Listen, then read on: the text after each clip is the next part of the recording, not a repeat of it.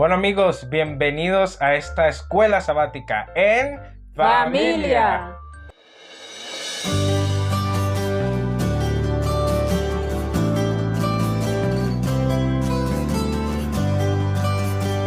Fuego. ¿Cierto, Noeli? Entonces siente que la quema la palabra de Dios. Bueno, vamos a orar. Querido Señor, gracias porque nos permites estar aquí en este nuevo día para aprender sobre ti y estudiar la escuela sabática en familia. Te pedimos que nos bendigas en este estudio en el nombre de Jesús. Amén. Amén. Amén. Bueno, vamos a estudiar la lección para el miércoles 18 de enero del 2023. Se titula Diezmo sobre el ingreso bruto o neto. Bueno, la idea principal aquí es lo que Dios desea es que lo pongamos a Él en primer lugar y que confiemos en Él y mostremos nuestra gratitud dándole lo mejor para que nosotros podamos experimentar su gracia, su amor y su poder. Aquí vamos a hacer una pequeña lectura. Bueno, podemos ver que calculamos nuestro diezmo sobre nuestro ingreso. Si nos pagan por hora, tenemos un salario y pagamos sobre nuestro rendimiento o ganancia si somos autónomos y tenemos nuestro propio negocio.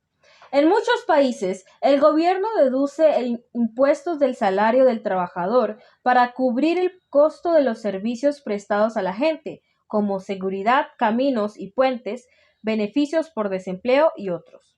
La cuestión de si diezmar sobre el ingreso bruto o neto implica básicamente si devolvemos el diezmo sobre nuestros ingresos antes o después de que se deduzcan esos impuestos.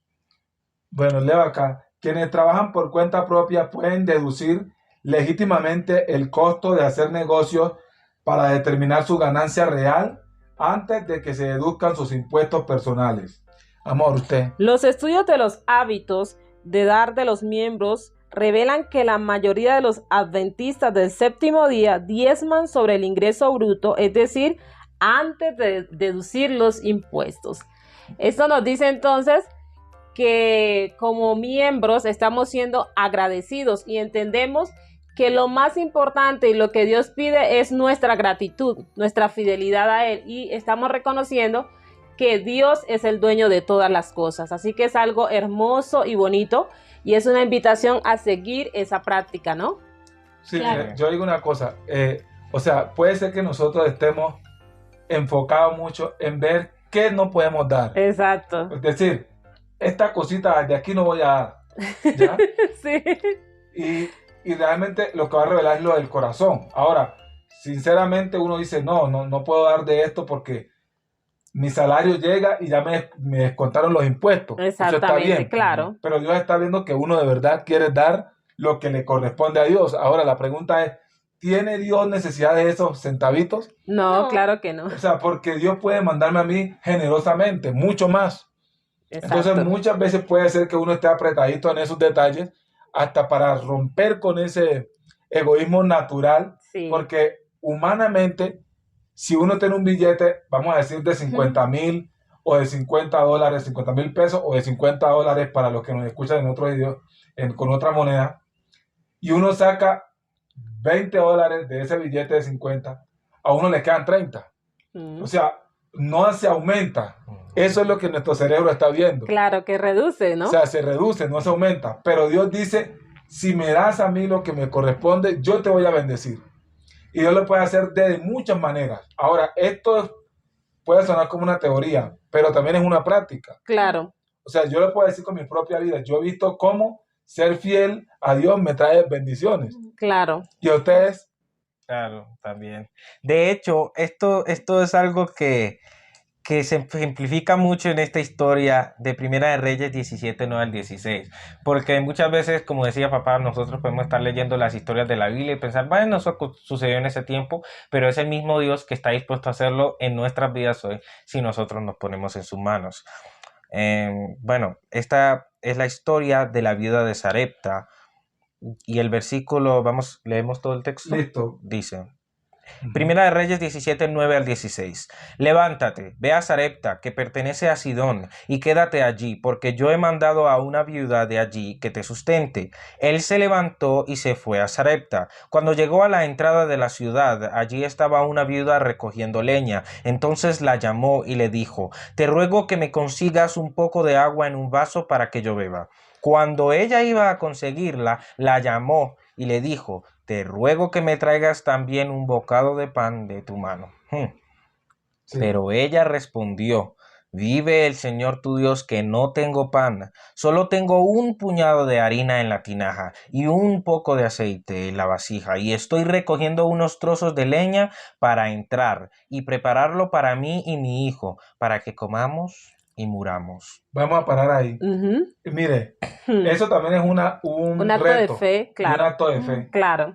Ahora, quiero apelar a las personas que, aún siendo fieles, están pasando por una situación difícil. Claro.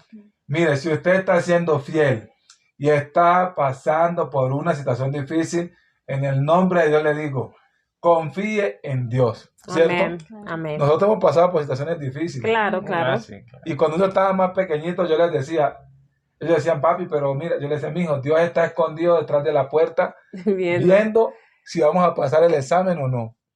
Cuando usted está presentando un examen, el profesor está En silencio. en silencio. Y después cuando nos llegaban las bendiciones, ¿cómo se colocaban ustedes? Muy felices y Contentísimo. contentos de no habernos rendido. Claro, o sea, ahora, esto no es que usted se tiene que mantener en crisis todo el No, tiempo. no, no. De hecho, Dios promete sus Claro, o bendiciones. sea, va a haber una época en la que uno está en el desierto, O sea, que su fe es probada. a pesar de ser fiel. Exactamente. Pero usted no puede vivir siempre en el desierto. Porque ahí ya hay una cosa equivocada. Si le toca dar vueltas y vueltas es porque le está probablemente pasando como a Israel, que por la desobediencia le tocó dar muchas más vueltas en el desierto. Claro. Y también debemos recordar que Dios dice que quiere que tengamos vida y la tengamos en abundancia, ¿sí? Entonces Dios está interesado en que nosotros también seamos prósperos y podamos disfrutar de ciertas cosas. Así es, vamos a seguir la lectura. Entonces Elías dijo, no temas. Ve, haz como has dicho, pero primero hazme una pequeña torta de eso y tráemela. Después harás para ti y para tu hijo.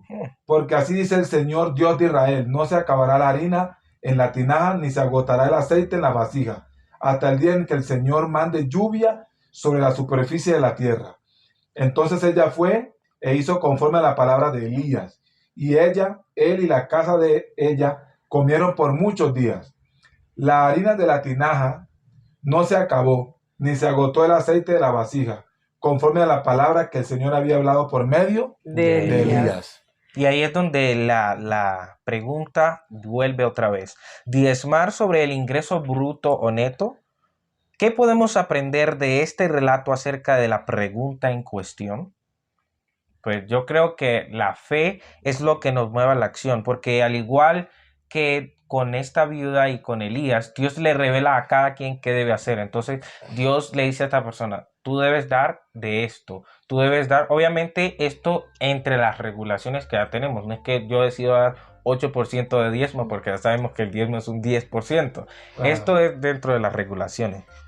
Y uno de los puntos que tenemos aquí dice que Dios nos avisa qué debemos hacer, porque Dios ya le había dicho a la viuda que un hombre de Dios iba a ir. En el versículo 9 lo encontramos, y que ella lo debía alimentar, pero ella podía, hay muchas personas que a veces van a otros lugares y le dicen, no, que Dios me dijo que tú me tienes que dar tal cosa, pero no, recordemos, veremos aquí el ejemplo. Dios le dice a la viuda de Sarepta, a la que tiene que dar, no es que yo voy, no, usted tiene que darme porque me enviaron, o sea, puede que se den casos así, pero la persona es la que tiene que saber cuál es la voluntad de Dios en ese Claro, caso. mami, ¿qué va a decir? Y también aquí vemos un acto de fe de la viuda. Por eso, de hecho, diezmar es un acto también de fe. Uh-huh. Porque la viuda pudo haber dicho, no, usted solamente se quiere aprovechar de mí, yo no voy a hacer eso. Entonces, lo mismo podemos hacer nosotros, decir, no, yo no voy a dar mi diezmo porque si yo no doy el diezmo, me rinden más, mire que me va a hacer falta esto, lo otro. Pero si ponemos a Dios a prueba, como Él nos dice, y confiamos en Él, vamos a ver las bendiciones. O sea, después podemos contar los testimonios de cómo Dios nos bendice, cómo Él provee para una cosa, para la otra, y no solo material, sino también físicamente, con salud, con energías, con otras cosas que no tienen muchas veces un valor calculable, pero que Dios nos las da porque somos fieles a Él. También yo veo aquí una similitud entre la historia de la viuda y el diezmo. Porque ¿qué pasaba? La viuda, Elías le pidió que le diera primero a él de comer. O sea, Exactamente. primero me aseguro yo. O sea, como un Entre parafraseado. comillas, sí. ¿Sí? Y entonces la viuda actuó por fe y le dio primero a Elías. ¿Sí? Claro. Porque, o sea, eso era un riesgo, porque si no, si se acababa, pues iba a ser mucho menos si es que Moría quedaba. más rápido. Sí. Claro. Entonces vemos que lo mismo pasa con nosotros y el diezmo. Primero tenemos que sacar el diezmo y después de lo que tenemos, lo que nos quede, hacer lo que tengamos que hacer. Entonces vemos aquí la similitud de primero confiar en Dios y después actuar dentro de lo que tenemos. Bueno, vamos a leer varias cosas. A veces Sí. la única forma de salvarse es pareciendo que nos estamos acabando. Si usted se tiene que acabar por ser fiel, acábese. Amén. ¿Sí o no? Sí. Si usted se tiene que acabar, lo decimos ahora para otra cámara, por ser fiel, ¿qué hizo? Acábese. Acábese. Porque Bueno. Porque el Dios al que usted sirve es capaz de recompensarlo o recogerlo de las cenizas. Amén. ¿Cierto? Usted lo Sí, cree. es Como- fiel, como- claro que como- sí. como Es papá un a Dios veces dice. fiel. Sí, Sí. papá a veces dice, no es que me tocó ser infiel, sino que me tocó morirme, porque no hay opción de infidelidad, no hay Sí, opción. o sea, me tocó acabarme. Pero no se trata de que no, o sea, no se trata de que nosotros coloquemos condiciones, que no, si la cosa se pone difícil, entonces ya no voy a ser fiel. No, o sea, no estamos haciendo nada. Voy a seguir con la lectura. Cuando llegó Elías, ella le explicó las circunstancias terribles que estaba atravesando. Elías primero pidió un trago de agua y luego agregó, no temas, ve, haz como has dicho, pero hazme a mí primero. Eso no lo había leído todavía, ¿cierto? No lo habíamos Muy bien.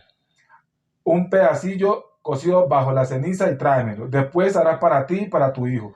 Porque el Señor Dios de Israel ha dicho, la harina no escaseará, ni la tinaja, ni el aceite de la botija, hasta que el Señor envíe lluvia sobre la tierra. ¿Fue egoísta de su parte o simplemente estaba poniendo a prueba su fe? Sin duda, esto le permitió ejercitar su fe. La respuesta debería ser obvia. Claro. Dice, a pesar de las circunstancias terribles, Dios nos dice que lo pongamos primero. Entonces, cuando le damos de lo poco que tenemos, la bendición No no escaseará. escaseará. Y Claro. esto también pasa con los hijos. Ujú. Y como esta es una lección en familia, yo le digo una cosa. Es muy fácil que un hijo obedezca cuando lo que uno le está pidiendo es lo que él quiere. Claro. ¿Sí o no? Sí. Claro. Pero cuando uno le está pidiendo cosas que él no quiere o que él no sabe cómo van a terminar, ahí es que uno comprueba si el hijo de verdad Confía. confía. Yo vi un día en un niñito en una bicicleta, pero un bebecito, y el papá lo llevaba amarrado atrás, como en una canasta. En El una niño iba canasta, reído en una canastica. Y yo dije, así es que tiene que andar uno con Dios. Porque el del papá se estrelle, el que sea mete una toteada el muchacho. Porque él no tiene forma de protegerte ni nada, un niño como de unos meses. Como, así como No. póngale un año, un chiquitín.